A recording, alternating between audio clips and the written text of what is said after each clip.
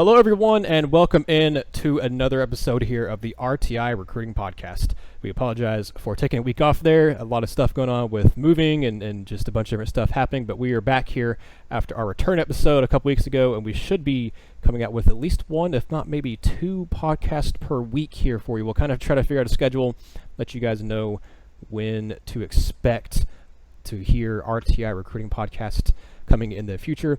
But this is also a special edition because, as you saw last week, I had on the guys from VR2 joining me. They're back this week, and we have an exciting announcement.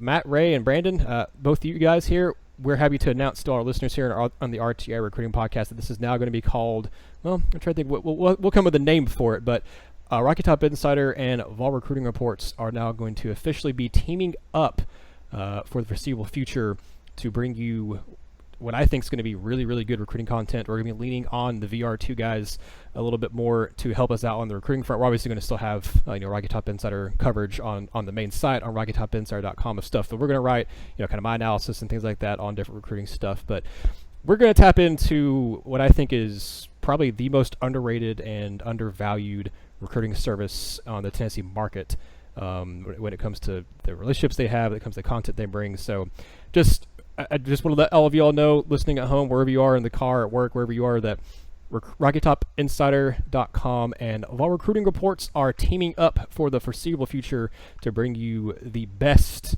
in recruiting content. So, guys, Matt and Brandon, I want to say officially to the world here, we already knew this behind the scenes, but say officially, publicly, welcome aboard, and we're happy to have you guys as partners.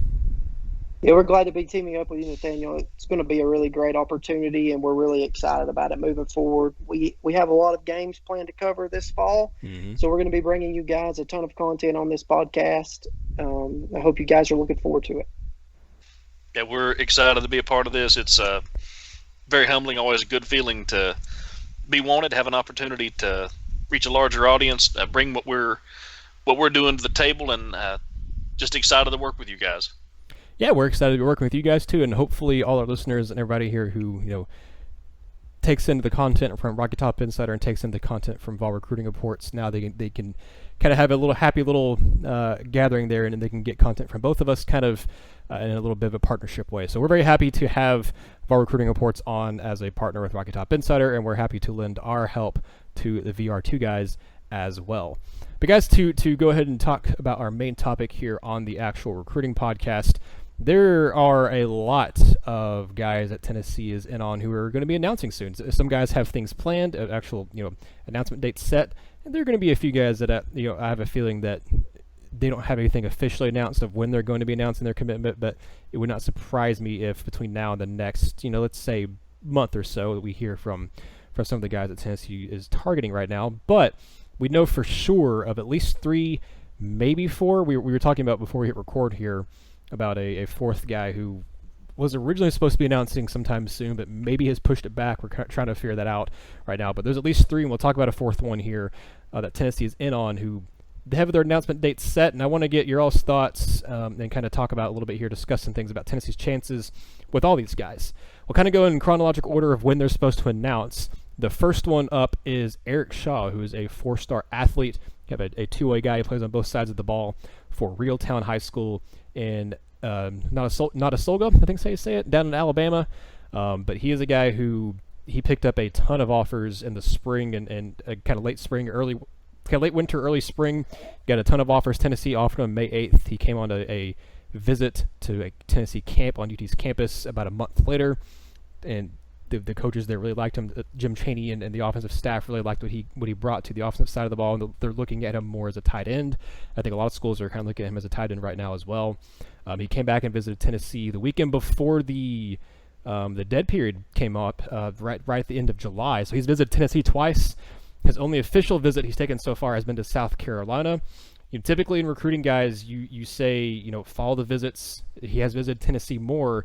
But it does kind of feel like from all the crystal balls and stuff I've seen rolling in, and just from other things too with his recruitment, it does kind of feel like a South Carolina vibe. But I'm curious, Matt or Brandon, either one, if I guess I'll go with Matt first here. If you have any kind of information that that you're leaning on here as far as where he may be leaning, if it's South Carolina or Tennessee. And then I'm also curious for either one of you or both of you want to chime in. I feel like he's a guy that he had a torn ACL only, I think, 6 games into his 2018 his junior season, and he looked like he was about to have a really good 2018 season before that. So I'm curious if he's a guy who, if he comes out and shows that he's fully recovered from that ACL injury, if he doesn't start getting even more attention. I mean, he has 24 offers, and 10 of them are from SEC schools. But I almost wonder if, some of these bigger schools, not that, Tennessee, South Carolina, Auburn, his history finals, not that those aren't big schools, but I almost wonder if he comes out and shows that he's fully recovered from that ACL injury, if he doesn't become a major flip candidate for wherever he commits. But Matt, I'll go ahead and start with you first here. What's your kind of feel for Eric Shaw's recruitment right now? You kind of got to give South Carolina the nod at this point, despite Tennessee having the most recent visit. South Carolina has been in this recruitment for a little bit more of the long haul here. Tennessee did a really good job of getting him up there. He went up there with something to prove because he had significant interest in Tennessee. So he went up there not just to check out the campus, but he also wanted to camp. During the camp session, he told us that he worked with the offensive groups most of the day. He did some one-on-ones, and Chaney was really drilling him during that time. He was able to take in a lot from Chaney, and that stood out a lot. Some schools are recruiting him an outside linebacker, but I believe it's going to probably be the tight end role for him, especially if he bulks up just a little bit more. He's a tremendous athlete. He does the high jump. He has won some state championships on the track and field scene. I feel like he's a prospect you can't really go wrong with. There's just so many upsides there. The real thing is people think that Tennessee hasn't pushed a lot for him because it's all kind of happened so fast. I don't know that that's the case. I'm scheduled to actually talk with him later tonight, probably around 10 Eastern. But he admitted to having communicated a good bit with Coach Ansley since picking up that offer.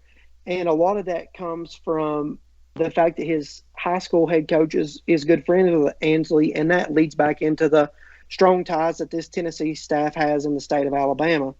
So I'd give the nod to South Carolina at this point. But if Tennessee says, hey, the green light's there, it wouldn't surprise me either to see him pick the Vols. Interesting. That's, I'm sure if you guys have a new kind of a premium site stuff, you kind of touch on that a little bit later here, but I'm sure if you get some interesting tidbits, some nuggets there, you'll be able to share that with the VR2 crowd there and kind of let people know, hey, maybe this is something you should look out for or something like that. But Brandon, I'm curious, to touch on the second half of what I was saying there. I think he's a guy who, as you said there, Matt, he's already gotten a lot of interest from different schools, and right. He came and camped, and he looked really good in camp and stuff. But he's a guy who I'm very curious that, like I said, if he comes out and shows that he's fully recovered from that ACL injury he had, because I remember quotes he gave in an interview saying that the coaches like that he's not a very stiff guy. He moves very fluidly. He has really good hips. That's why they liked him on offense. But I think that if he goes out and shows that he's fully recovered from that injury and that he's back to his old self, because you watch his highlight film, he's got some really good film out there. I know he's not playing against maybe some of the best competition in some of his video, but you can tell when a guy is really good, even if he's playing against lesser competition. He's a really good prospect, and I wonder if he shows that he's fully recovered. He's not going to get more interest from some of these other SEC schools that offered him, or maybe you see a Georgia or Alabama come calling for him. So if you guys want to chime in on that before we change to another player here, I think he's a guy who's only going to see his stock increase if he comes out and he looks like he's fully healthy. I think if he's able to come out and he's able to show that he's healthy and that he's recovered from this knee, he is such a dynamic athlete, and he does have the height at 6'4". He does the high jump. He's a guy who's on tape is good at going to high point the ball. I mean, if you can bring the speed and the quickness back with that off that knee injury and you look good, he's definitely going to pick up interest. Now, I understand he has good tape as a tight end. I know Tennessee's looking at him as a tight end. I'm a little surprised Tennessee's looking at him as a tight end. 247 right now has got him listed at only 210 pounds. Mm-hmm. And I'm with the way that Pruitt has recruited anybody who's going to be doing any blocking. He likes bigger tight ends, even, likes the big offensive lineman, but likes bigger tight ends. I'm kind of surprised that Shaw's getting a look at tight end. I think he would probably have to bulk up quite a bit to do what Tennessee wants. I wonder if they're not looking at him as an outside linebacker. I think he's maybe a little better suited to that role, but that's just me. I think he's just a guy that you can let come in and find his role. I mean, I think he's that athletic that either way it goes, I think he's probably going to be able to put on the needed weight, and his frame's going to hold the needed weight in Craig Fitzgerald's strength and conditioning program. But if not, if he only had, say, 10 pounds, well, then he's in the shape to play outside linebacker, whatever he needs to do. I think that's why I think he's a can't-miss prospect, really. I think there's just so much upside for him. And I also wonder, sometimes these weights and stuff aren't updated unless this kid unless they are in constant contact with him, these guys on 247 or rivals. Sometimes there's weight stuff aren't updated. Because you saw, Cooper Mays was, he's up to, I don't even know what he's up to at this point, but they weren't, his wasn't updated for a while, and it's finally updated now, but he wasn't the way he was listed out on his 247 sports profile for weeks, if not months. So I also wonder, how up to date exactly is his 247 sports profile. But that's a good point there you mentioned, Brandon. And I'll be very curious to see where he does commit, where he does end up, kind of where he does fit, on which side of the ball he fits on too. I just think he's a guy, like Matt said, that you bring him on campus and you just figure it out from there. You take him and figure it out. And just kind of like with Reggie Grimes, I think Reggie Grimes kind of fits in that same mold. Obviously, that's a totally different discussion we can have on a different podcast, and we probably will. We might even mention that here in a second, talking about another one, Tennessee's Targets, who's announcing soon. But Grimes is a guy who I think if you're going to take him, you take him and you just kind of let it play out and figure out where he fits best, and don't worry about trying to find him a home as soon as he gets on the court, or excuse me, on the field, not the court, but as soon as he gets on the field, you're not worrying about, well, where's he going to be? You just kind of put him out there and let him go through his drills and kind of see where he goes. So I think, as to go back to the actual main topic here, I do also think that it's going to end up being South Carolina right now, but it wouldn't surprise me, like I said, if he's not a flip candidate moving forward. The guys to keep the car. Oh, go ahead. We're going to say something, Brandon. I'm with you guys. I think he's going to announce for South Carolina, but I don't think this is done with Shaw yet. I don't think his recruiting. You're going to see a lot of teams drop away, but the people who are the finalists who are really pushing for him, I don't think they're going to give up on this just yet. But I do think he's going to announce to South Carolina.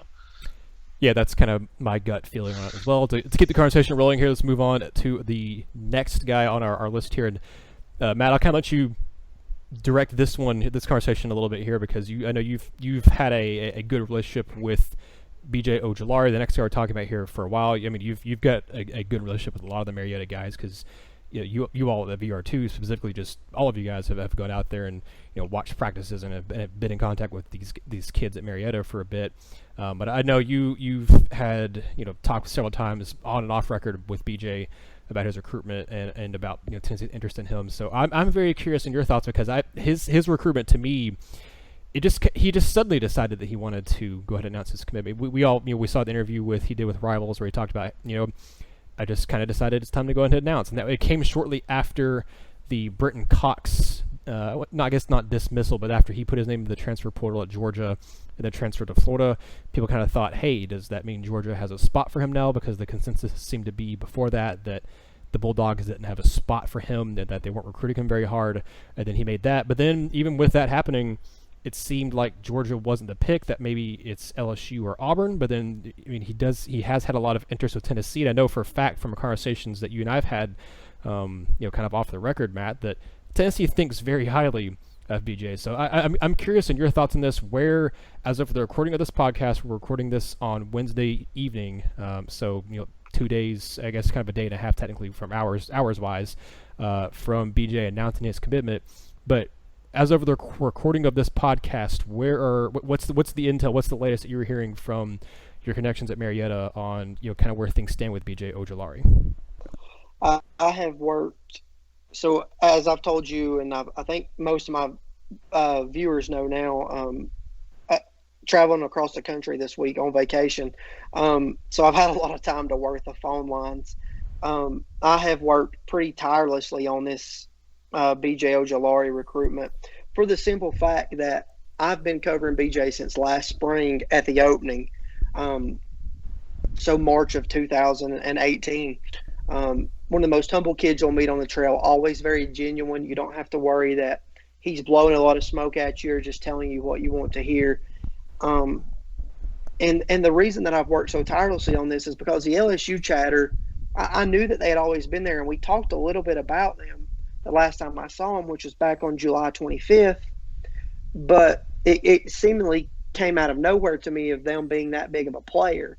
I had always felt like Auburn was there, and then that Georgia would be the one school that could push. But for me, it's always been Tennessee, and that's simply because I follow the visits. So you're looking at a kid that's visited Tennessee 6 times in the last calendar year, and he consistently says quotes like this: "They're recruiting me very hard. They're doing a really good job of it.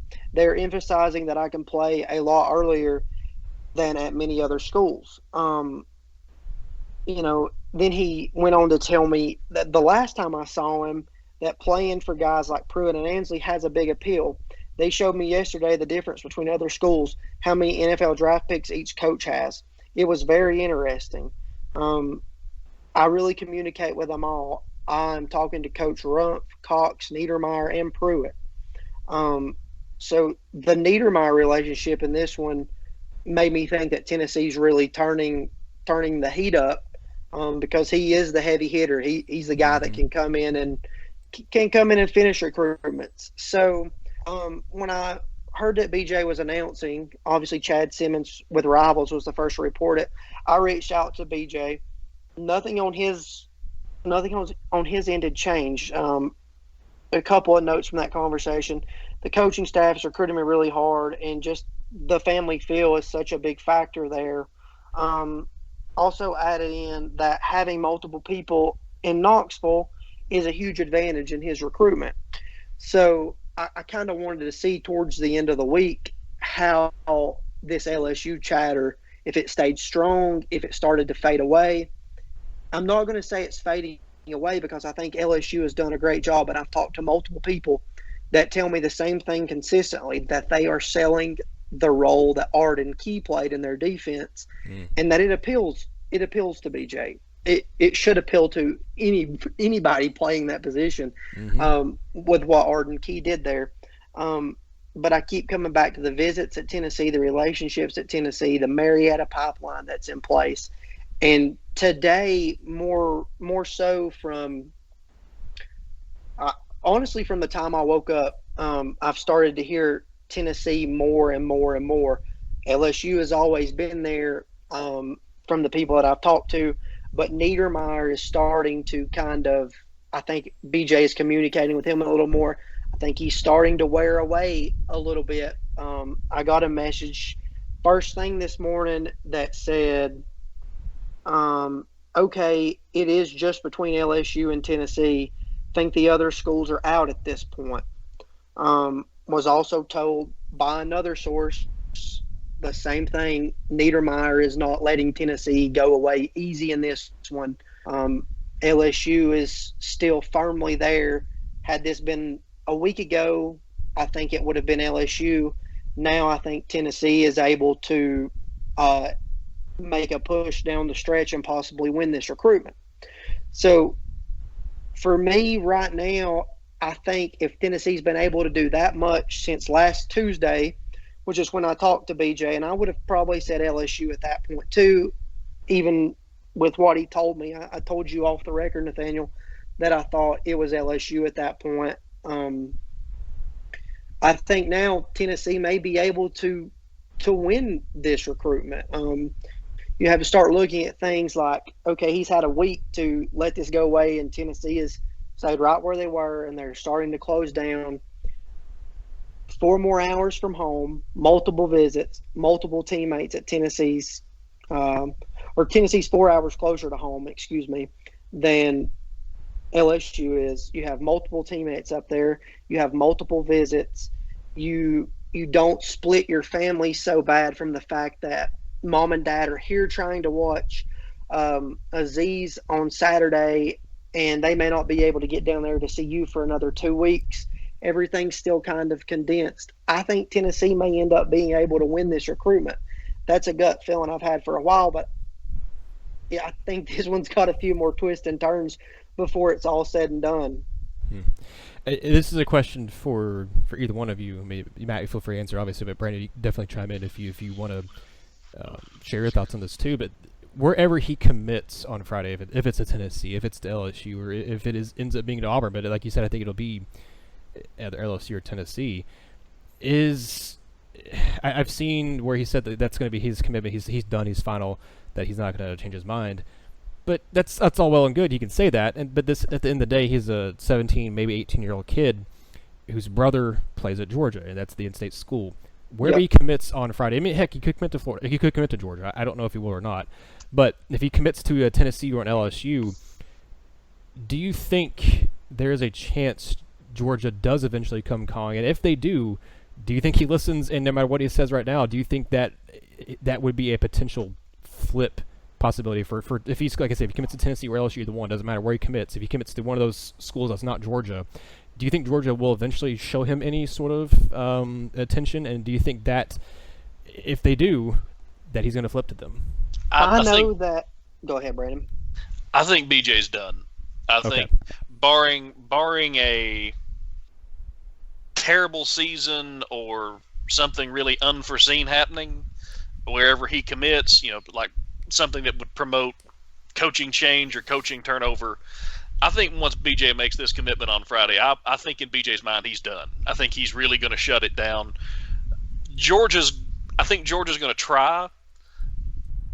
I know his brother plays at Georgia, but Georgia's also kind of slow played BJ. They've said, we've got, we don't really have a spot for you. We don't really have a spot for you. We don't really have a spot for you. When Brenton Cox leaves, all of a sudden, hey, your brother plays here. We'd love to have you. I don't even think it's a petty thing. I believe it's BJ's kind of looking and maybe wondering who's wanted him all along, who's prioritized him, and who felt like they could use him for a backup plan. And this kid's an impact player. If he comes to Tennessee, he is immediately in the discussion to take over for Darrell Taylor after he graduates. He's that good. I mean, he's good enough to immediately come in and contribute to that outside linebacker spot. But I think he's done. I think he's done on Friday, barring something dramatic.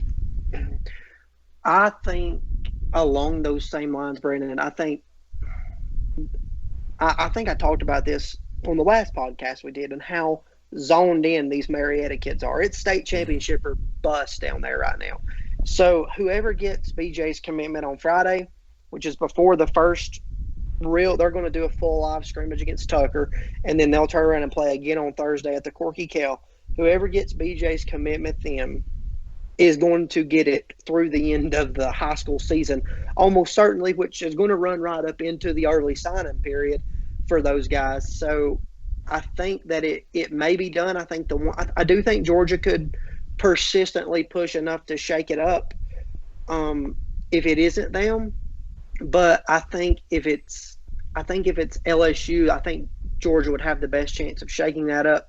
I think if it's Tennessee and they show production on the field and he sees Darrell Taylor show out, maybe work himself into a high draft pick, I don't think Tennessee would lose him if they got him, especially being able to battle back the way that they have so far in this recruitment. If they battle and win on Friday, I think Tennessee would probably be able to secure him for the long haul, especially with the way that they've recruited the school. Georgia slow played him a good bit, and this goes back to July 26th. This is a quote from BJ after Marietta's practice. They're still contacting me a little bit. They are not recruiting me as much as they used to, though. They just have a lot of linebackers, and they just got another commit from Sherman, talking about Mikael Sherman from Rakeem Jarrett's teammate. Yes. Yeah. Okay. Yeah. The 5-star outside linebacker. So that even with the Brenton Cox departure, that room is still very crowded. So yeah, Georgia may want to fill that need, but again, I don't know that they're going to be able to push enough. And I think I think he knows that they have slow played him, and it is time to go do something on his own. I don't think playing with his brother was ever the biggest deal at the end of the day. So we'll see how it works out. But I think whichever school gets his commitment on Friday, he's a very level-headed kid, very focused. Plays offensive tackle and defensive end on Friday nights for Marietta. So he's dialed in. He's going to shut it down, at least for the duration of the season. That's the feel I got from anything I've ever seen talk about him, and that from what we've talked about with you guys before off the record. So that's the feel I got from him as well. So yeah, I think wherever he commits, if it's Tennessee, LSU, or wherever, it would surprise me if he flipped. Like you said, it would take something drastic at wherever school he commits to for him to, I think, change his mind and to change his commitment before the earliest signing period or national signing day, whichever one he is going to end up signing with. So moving on to the third guy who we know for sure is going to be announcing soon, and we'll talk about the fourth person here in a second, who we think was supposed to and may have changed his date, but the third guy that we're for sure going to talk about here, who's for sure announcing, that is next week on the 20th, so just about a week away, or actually just less than a week away, next Tuesday. That is in-state defensive lineman Trayvon Rybka. He's mentioned, I think, 4 different teams, maybe 5, but at least 4 different teams. But let's not kid ourselves here. It's down to 2 schools. It's down to Tennessee, and it's down to Kentucky. I think there's been, I think Oregon's one that he's mentioned, and I think Oklahoma is the other one, if I remember correctly. Those are the 4 that he's mentioned before and talked about, I think, as his finalists. But it's down to Tennessee and it's down to Kentucky. He hasn't even visited the other 2 schools. He's talked about still taking an official to Oregon and taking an official to Oklahoma. Even if he doesn't pick them, he would like for them to still be in contact with him and say that you're welcome to come visit here. But it's essentially down to the Vols in Kentucky. I don't know.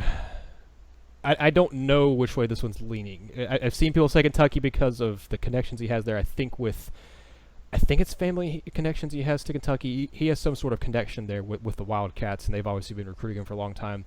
But Tennessee's also been recruiting him for a long time, and I know that the coaches have told him that, hey, you're big and physical, and we like you, and we think if you were here on this roster right now, you could be playing as a 17-year-old with the roster we have on the defensive line. That wasn't to trash the defensive lineman Tennessee has right now. That was to tell him, hey, we think you're the real deal. We think that you're the type of physical kind of defensive lineman that we want on this team. So I think it's down to just the Wildcats and the Vols. And right now at this point, a week away or a little bit less than a week away from his commitment, I don't know which one he's going to choose. I've heard people say, I feel like I've seen more people say Kentucky than Tennessee, but at the same time, guys, it would not shock me one bit if the Vols are the is the team that he ends up picking. So I'm curious in your thoughts on it. I guess I'll once again let you go first, Matt, but I do want to get your thoughts also, Brandon, on this. Man, we have no recruiting articles on Trayvon right now. Most of our talk's been off the record with him. I have talked in depth with him in the past week and a half, and he plans to decide sometime this week between now and the 20th. He's very adamant that he has not made a decision yet, and that it's pretty like you said, it's those 2 schools. I lean towards Kentucky for the simple fact that he has a really strong relationship with Derek LeBlanc, and that is his position coach there. And Kentucky's done a really good job of recruiting him. It's not to say that Tennessee hasn't. He openly admits that Tennessee is recruiting him the hardest, but at the end of the day, I think that relationship with LeBlanc may win this one out. Tennessee is recruiting him with David Johnson and Derek Ansley, and just listening to him talk about both coaches, he goes into detail of how LeBlanc can do this, and this for him, and he talks more about how Ansley is a cool guy and relatable, and that he could probably see himself playing for him. But then you look at he sees more of the environment feel at Tennessee, but I think he sees more of the on-field feel at Kentucky. And most of the time that on-field feel is what really matters. And I think the Wildcats may be able to win out because of that. Brendan, I'm curious in your thoughts. I've watched just a little bit of his film. He's a guy who doesn't play against great competition where he is in Tennessee, but I did like what I saw of his film. And if this Tennessee staff, in particular, with their defensive knowledge and IQ that they have, if they really like him, they really think that he could be a contributor as a true freshman, I'm inclined to think that he is a pretty good prospect. I'm curious, if you've had a chance to really watch any of his film or get a look at anything he's done at of the camps or anything like that. What do you think of him? And if Tennessee does get his commitment, what kind, or if Kentucky does, either one, what kind of prospect is either school getting in his commitment? I have watched quite a bit of his film, Nathaniel, and it's interesting because Matt's talking about who does he feel, which coaching staff does he have the better relationship with. It's also, I think, going to be kind of stylistically, what does he think he is? If he wants to make it to the next level, which is what all these highly rated guys want to do, they want to go to college, then get to the NFL. If you want to do that, what do you think you are? Because if he goes to Kentucky, he's probably going to play as a 4-3 defensive tackle. If he comes to Tennessee, he's probably going to play as a 3-4 defensive end. And so it's, which scheme do you feel you fit better in? Which scheme do you feel you could be developed better in? He's 6'4", about 280, 285. Mm-hmm. Big kid, moves well for his size, uses his hands well for his size, has good strength. He's quicker than he looks, especially laterally. I like him better as a 3-4 defensive end, and that's not just because that would be what he'd play at Tennessee. I like him better in that spot. I think he's definitely got the strength to play defensive tackle in a 4-3, but he's got good quickness. He uses his hands well, and he already, even at his size, and we talked about this the last time, he's not up against the best competition out at Dixon, but he's got better technique. He doesn't just manhandle people all the time, all over the place. He understands how to use some leverage, and he's got the ability to get inside. He's got the ability to cover multiple gaps, and I like him better as an end. I think my gut right now says Kentucky slightly, but everything we've heard from him is just that he hasn't even made up his mind yet. I'll say this. If Tennessee was able to come out and say, land the BJ Ojulari on Friday, then going into Trayvon's commitment, if he's really that close, Derek Ansley is going to be able to go in and say, hey, look at one of the guys who's going to be coming off your edge. Look at the guy they're going to work with. They can't block you both. One of you two is going to be open he's going to have an open path to the quarterback or the backfield every time. You've got an opportunity to be dominant. Having another elite player in that front seven that he would be playing with that would be another immediate contributor, that could really carry weight here. That might be what it takes to push this thing back in Tennessee's favor. I think he's going to be. I think he's going to be interesting, and I'm curious, Matt. Here, I mean, you're about to say something, so I'll let you get your thoughts. I was just saying absolutely to agree with Brandon. Yeah, and I'd have a question for you here too about his recruitment. I mean, if he picks Kentucky or if he picks Tennessee, either one, because I don't think that it's going to be either of the other two schools, but it does sound like wherever he ends up committing to, he still wants to take some visits, and that's fine. I think he's a prospect. He's a guy that is being wanted by other schools. I'm totally fine with him, and I think the coaches would be fine with him taking other visits. But with that in mind, with him, thinking that he is going to be taking other visits to other schools, wherever he commits. So I guess asking the same question I did with BJ Ojulari, wherever he ends up committing on, I guess next week, does that staff have to worry about, hey, is he going to get more attention moving forward? Because I think he's going to be due for a very strong senior season as well. But is Rybka, wherever he commits, if it's Tennessee or if it's Kentucky, is he a flip candidate for either one of the schools that he doesn't commit to, if it's Tennessee or Kentucky, or any other school, that if it's Oregon or Oklahoma, wherever he may visit? I'm just curious if Rybka is a guy who, when he commits, if he's going to kind of stick with his commitment or not. I think personally he's a flip candidate, in my opinion. Yeah. When you look at the schools that he had included that he hasn't even visited, that's kind of a telltale sign. Like, I'm still hoping, that there's something there. you have an Oklahoma who, yeah, they're in on a lot of top targets. One of the best football teams in the country with one of the worst defenses. Hey, at the end of the day, they can come say, we did this, this, and this on the field this year with this terrible defense. What do you think we could do with you in the middle? So Oklahoma is always a school to watch with guys like that, late in cycles. And Oregon could be the same way. They could offer a lot as well. So I think other schools could certainly come into the mix for him. I don't know that he would be an early enrollee. I'm not sure. I have never asked him that. I need to.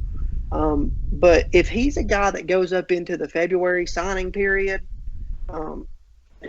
there's certainly going to be some other schools come into the mix for him. I think he's due to have a strong senior season. He's going to put up good numbers again. He's just flat bigger, stronger, and faster than most of the people that he plays against. His numbers are going to be good. His tape's going to be good. A lot of teams are interested in him because he can do a lot of things. He's one of those guys that can plug into any defensive front and be an impact player. And he's another guy that I think you're going to see his rating climb as his senior season goes on. As far as him being a flip candidate, I think if where he commits has a strong season this year, he's probably going to stay committed. He likes Tennessee. He likes Kentucky. If they both came in and had a really strong season, looks good, showed improvement, I think that'd probably be enough to keep him.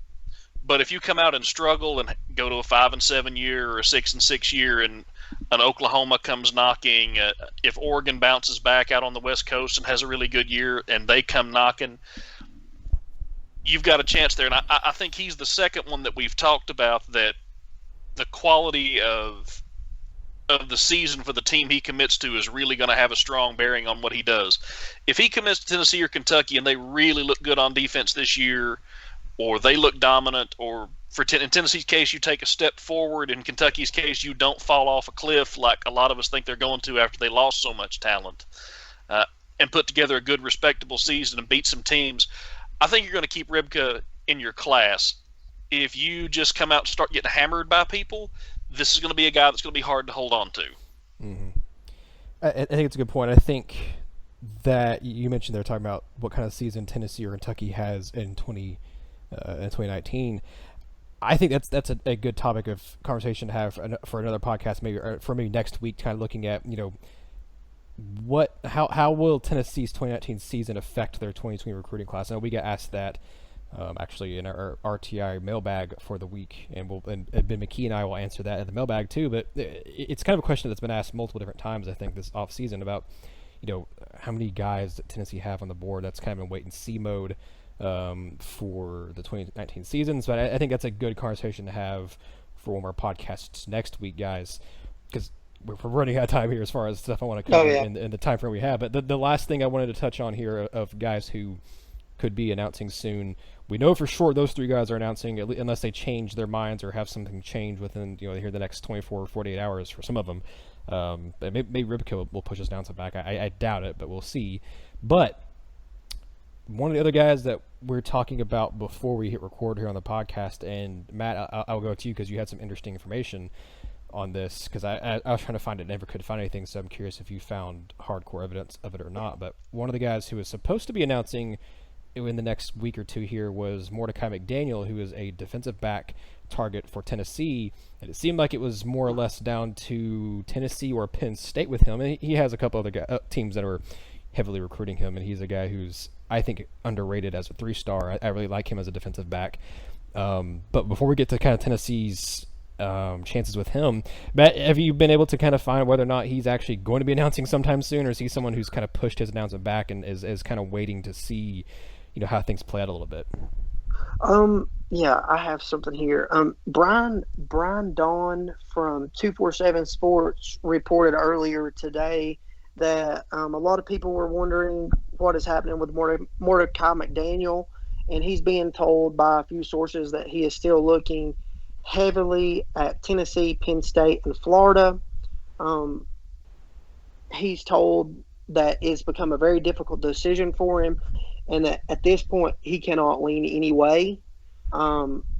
the plan was for him to decide before the start of his season, but to not rule out it extending into September.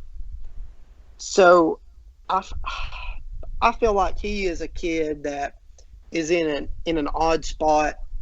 He's more than likely going to play safety. He's open to playing the other side of the ball. He comes in at 6'1", right at 200 pounds. Plays on a national team at St. John's College High School. Some of the best recruits in the country are there. I think for him it was like one of those things where he maybe wanted to see he wanted to get it done so his teammates could focus on trying to win a national championship.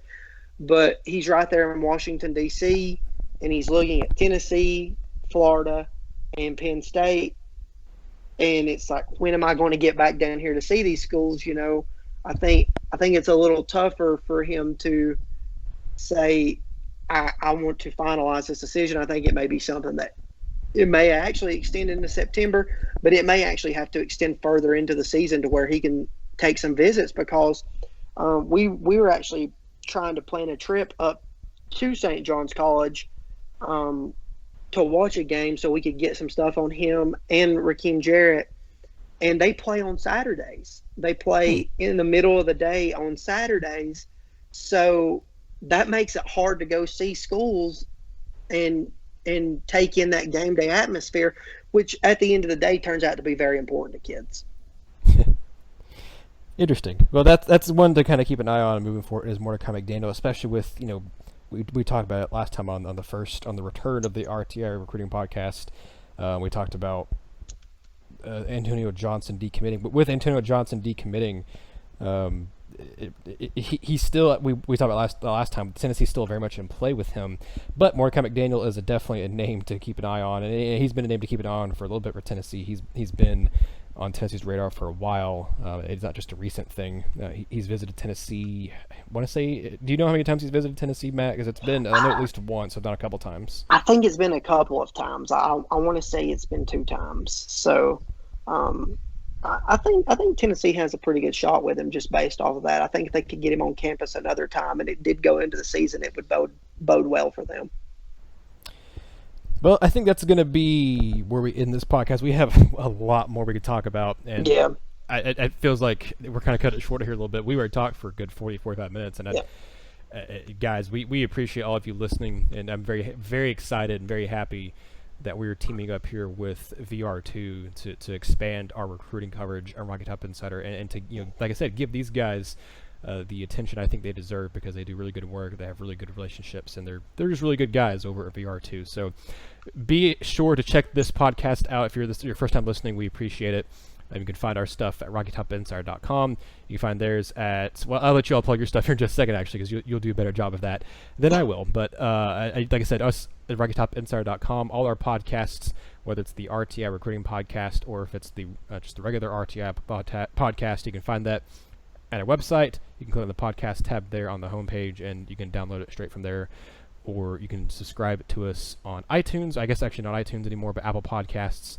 And we're in whatever kind of app catcher stuff you have on your Android device. So we're on Apple and Android, and we're also now on YouTube. That was a way that some of you guys kind of viewed and listened to the last RTI Recruiting Podcast. Both the podcasts are on there. The main one, the recruiting one, we're on YouTube as well, just Rocky Top Insider on YouTube. And we're starting to grow that a little bit, so be sure you go and subscribe to there. We have videos coming out almost every day, it feels like, whether it is practice coverage or media availability with the players. I'm sure once the season starts up, we'll have obviously Pruitt stuff, but also some of our own content we're going to be doing on the YouTube channel as well, so be sure to check it out there. You can follow me on Twitter at Mr_Rutherford, and we are, of course, again, Rocky Top Insider on Twitter, Instagram, and Facebook. And guys, Matt and Brandon, thank you all so much for helping out the podcast again. I'm very excited to be doing stuff with you guys moving forward. But now I want you all to plug all of your stuff and where all the Rocky Top Insider listeners, if they haven't checked you out before, where they can go find you and check out all the stuff on VR2. All right, guys. So you could find us at _VR2_. Tried to keep it short and sweet. We just started a new premium recruiting notebook. Will be a weekly thing when we start covering games starting next week. We're going to probably be covering about 40 games roughly this season. There's going to be a lot of insider notes in that weekly notebook, and then some articles. If we get an Eric Gilbert article with something juicy in it or something like that, some 5-star guys that we see, those articles are also going to be premium. $2 a month. We think it's a pretty great deal. We loaded this notebook, Dan, with stuff, even more stuff than we talked about in here today, on BJ Ojulari and Trayvon Rybka. There's some stuff on Jay Hardy, a little bit of stuff on Eric Gilbert. So be sure to go check that out. You can find Brandon at Brandon_VR2 on Twitter, and then I myself run the main page again, which is _VR2_. And thank you all for listening along. And for those of you that stayed this long, I will share one more thing that I forgot to share on BJ. Just as a quick note, I talked about how this has been a long-standing relationship. If you go back to July of last year, is the first documented thing you'll see on BJ's social media regarding Tennessee, other than the offer that he received. And it's a picture of him at a cookout with Ramel Keaton and Jalen McCullough and a guy that I'm very close with, Junior Baker, who actually brought them up for the cookout. And an interesting note there, knowing this from Junior, both Keaton and McCullough were silent commitments to Tennessee coming out of that cookout. So BJ not only has the Marietta pipeline in his ear, he also has those two guys, or he also has McCullough and guys like Warren Burrell in his ear too. So keep watching this for the next 24 hours or so. It's going to kind of start to get a little wild, but Tennessee has been in this, and I'm working tirelessly right now. So you guys tune into the account, and we'll keep you updated.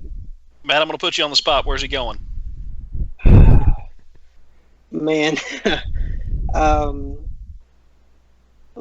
you'd, I don't know. That's a very tough one, Brandon. Right now, my gut says Tennessee. It's the obvious pick for me. Like I stated earlier, proximity to home, not splitting up the parents, multiple visits, all the stuff I just mentioned. For me right now, it's Tennessee, and I'll kind of stick with that. I think what I initially thought that the LSU chatter might die down, and it seems like it has. So we'll see. But right now, I would say Tennessee. I hate that I'm not going to be there to cover that commitment announcement. I don't normally miss many, but I won't lie and say that I'm not enjoying my time on vacation. We'll have you guys covered. We'll have immediate reaction if he does commit to Tennessee on RockyTopInsider.com, and I'm sure you guys will do stuff too. We may, if he gets to Tennessee, we may have to do a little bit of an emergency podcast to kind of discuss it. There may very well be an emergency podcast. I know we'll for sure have a piece on his commitment. We'll have kind of our impact report on there, and I'm sure you guys will do the same thing. You guys have been doing the same thing when Tennessee gets a commitment, kind of looking at the analysis of him. Brandon, you've been doing that a lot, so I'm sure you guys will have it, and we may kind of combine efforts. And like I said, if he does commit on Friday to Tennessee, we may have a little special something for you guys planned. We have a lot of stuff ready to go ahead of time. As any of you that were tuned into Twitter yesterday know from the Aubrey Solomon article that was released, that was leaked from our site. It had been there for quite a long period of time, still trying to figure out how the person that was able to find it and tweet it out from their personal account was able to find it. He simply says that he found it on the website. We don't know any more than that, but we took all necessary precautions to prevent it from happening again. So, yeah, obviously we have stuff wrote out ahead of time. Thought I would address that now too. Mm-hmm. We'd like to give you guys just a little glimpse of what some of this premium content is. I've not had a chance to tell Nathaniel this. Yeah. So this is just a little tidbit. What would you do if I told you that 4.31 that Jalen Hyatt ran was his slow 40 time at the opening? Holy cow! I mean that's incredible. We've got it from a very reliable source that was there. They had him run again because, and I quote, "Nobody will believe you ran that time," but his fastest time from that day was a 4.27. Holy cow! That's incredible. Yeah, that's coming from probably the most reliable source surrounding Jalen Hyatt that isn't Jalen Hyatt. Yeah. So, wow.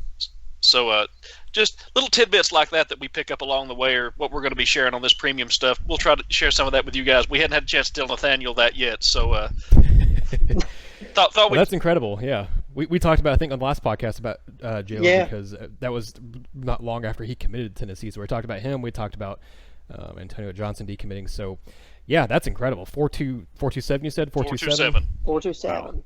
That is fast. I mean, that is insane.